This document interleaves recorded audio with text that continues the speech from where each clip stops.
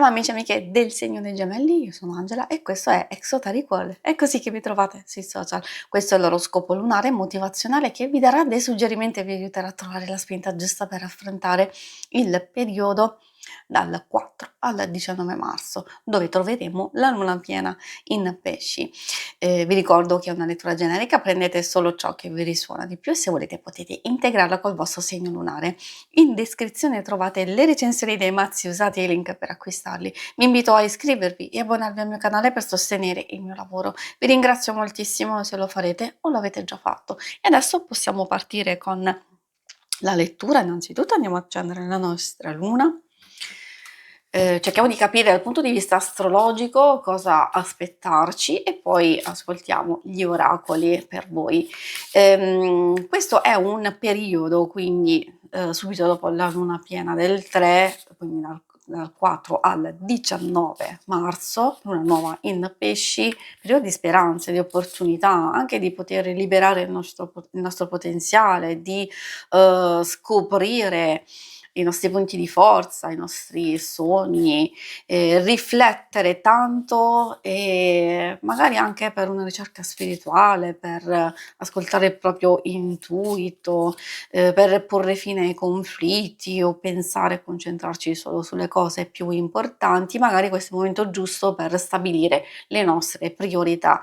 Di contro dobbiamo fare attenzione perché potrebbe essere anche un momento di forte instabilità emotiva, di tristezza, di nervosismo, ricordi spiacevoli che riaffiorano, inquietudine, ansia o mancanza di volontà, impazienza, confusione. Quindi occhio alle decisioni affrettate, ai possibili conflitti e magari fermarsi un attimino, prendersi una pausa di riflessione prima di scegliere o fare qualcosa, forse anche dirlo, anche comunicare.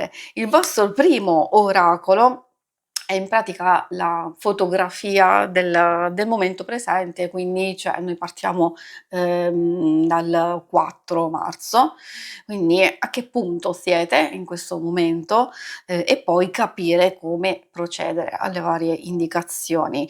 Via Lattea è una carta che indica un viaggio importante. Poi viaggio può essere qualsiasi cosa, ecco perché chiedo comunque di valutare in base a quello che vivete. Può essere un vero e proprio viaggio, nel senso di lavoro, di vacanza, può essere anche a livello spirituale, può essere terapeutico, un viaggio interiore, un percorso che state facendo, di sicuro, di qualsiasi tipo di viaggio si tratti, vuol dire che si avvicina un periodo che per voi può essere molto attivo, anche avventuroso, può darvi nuove situazioni, ad esempio nella vita sentimentale un flirt che forse può diventare anche qualcosa di più serio, oppure fare quel primo passo in situazioni tipo di lavoro, se volete prendere un'iniziativa, un nuovo programma, una nuova idea da realizzare, ecco questo secondo me è il momento giusto per farlo, anche per avviare una guarigione dopo un momento difficile, un momento di crisi.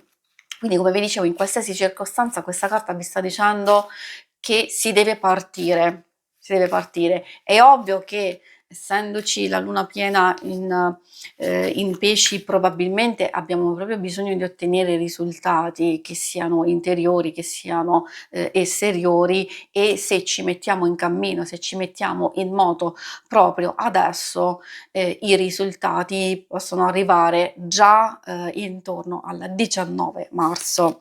Leone rampante, scusate, questa carta è molto forte proprio perché è la forza del leone stesso effettivamente e ci consiglia di essere audaci e coraggiosi. Si può realizzare un sogno, un desiderio o comunque giungere un risultato oltre le nostre aspettative, però ovviamente dobbiamo tenere un po' in equilibrio le varie circostanze, le varie anche le nostre capacità stesse. E se c'è un conflitto, ecco questo è il momento giusto per decidere, scegliere insomma se difendersi, se battersi, oppure, comunque di mettersi, in gioco su un qualcosa che comunque per voi è una sfida di evoluzione e di crescita. È anche una carta di fierezza, di coraggio, di determinazione, vuol dire che alcune cose le state facendo bene e quindi vedrete presto i risultati. Sangue sulla luna, anche questa è molto forte come energia, vuol dire che in questo periodo per voi alcune emozioni sono molto forti, però sono votati a qualcosa di importante e non solo, che questa carta è forte nel senso di, gestire alcune magari alcuni conflitti o alcune cose che sono, in corso, quindi salta fuori come una specie di avvertimento che in alcune circostanze e soprattutto con alcune persone è meglio procedere con la massima cautela. Sì, ci possono essere delle difficoltà, dei contrasti, delle tensioni, possono essere gestite al meglio per essere costruttive, diciamo, altrimenti, come abbiamo visto prima, di scegliere se difenderci, se combattere, da alcune cose che abbiamo già notato da queste carte, forse se sono cose che vi danno fastidio da tanto tempo, che vi ostacolano, allora forse è arrivato il momento giusto, di mettersi in sfida e la potete anche vincere. Adesso vediamo altri suggerimenti dall'oracolo dello sciamano. Vediamo cos'altro ci dicono. Troviamo la carta del vento. Il vento porta rinnovamento, porta cambiamento e quindi sempre un po' particolare, ovviamente perché si riferisce a un qualcosa che è pronto per essere trasformato, cambiato appunto, rinnovato. Può essere un'idea, può essere un'abitudine, può essere anche magari un progetto in particolare, una prospettiva. Di sicuro in qualche modo, assecondare questo vento, il vento del cambiamento, ci può aiutare a lasciare andare, forse il bisogno di controllo, forse di abbandonare un'abitudine, di sicuro di abbracciare fiducia e determinazione e quindi portare avanti una sfida. Come vedete sono strettamente connesse alcune energie che parlano di sfide, che sono importanti per voi, ma che in qualche modo sono anche utili, ad ottenere i vostri risultati. Il cuore del cielo in pratica, è una carta secondo me molto interessante che vi può essere utile in questo periodo cogliere una fonte di ispirazione, un impulso creativo, può essere una guida divina, magari un segnale, un messaggio, un consiglio intorno a voi.